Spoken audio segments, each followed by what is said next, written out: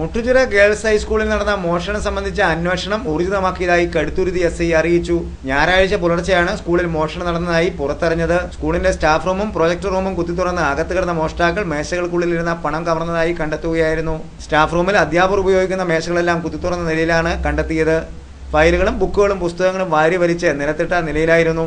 സ്കൂളിന് സമീപത്ത് തന്നെയുള്ള കോൺവെന്റിലെ കന്യാസ്ത്രീകൾ സ്കൂളിലെത്തിയപ്പോൾ ഗേറ്റിന്റെ താഴെ തകർത്ത നിലയിൽ കണ്ടെത്തുകയായിരുന്നു. തുടർന്ന് സ്റ്റാഫ് റൂമും പ്രൊജക്ട് റൂമും കുത്തിത്തുറന്നതായി അന്വേഷണത്തിൽ വ്യക്തമായി.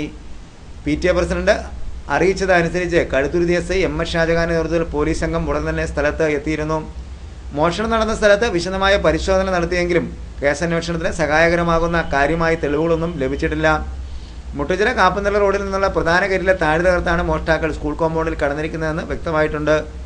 പ്രൊജക്ടർ റൂമിൽ പ്രൊജക്ടറും TVയും അടക്കം വിലപിടിപ്പുള്ള പല വസ്തുക്കളും ഉണ്ടായിരുന്നെങ്കിലും ഇതൊന്നും നഷ്ടമായിട്ടില്ല. രാത്രിയിൽ പോലീസിന്റെ പട്രോളിംഗ് സംഘം പലതവണ ഇതുവഴി കടന്നുപോരുന്നതായി പോലീസ് പറയുന്നുണ്ട്. പുലർച്ചെയാണ് മോഷണം നടക്കാൻ സാധ്യത എന്നാണ് പോലീസിന്റെ ആദ്യ വിലയിരുത്തലുകൾ ഉയരുന്നത്. ഇതിനു മുമ്പും മുട്ടുചിറയിലെ ചില സ്കൂളുകളിൽ ഇതേ രീതിയിൽ തന്നെ മോഷണം നടന്നിരുന്നു. സാമൂഹ്യ വിരുദ്ധരുടെ വിളയാട്ടം ഈ മേഖലയിൽ സാധാരണമാണെന്ന് നേരത്തെ തന്നെ ആക്ഷേപങ്ങൾ ശക്തമായി ഉയർന്നിരുന്നു. അന്വേഷണം ശക്തമായതോടെ കുറ്റവാളികളെ പുറത്തു കൊണ്ടുവരാൻ കഴിയുമെന്ന പ്രതീക്ഷയിലാണ് സ്കൂളിനെ സ്നേഹിക്കുന്ന എല്ലാവരും.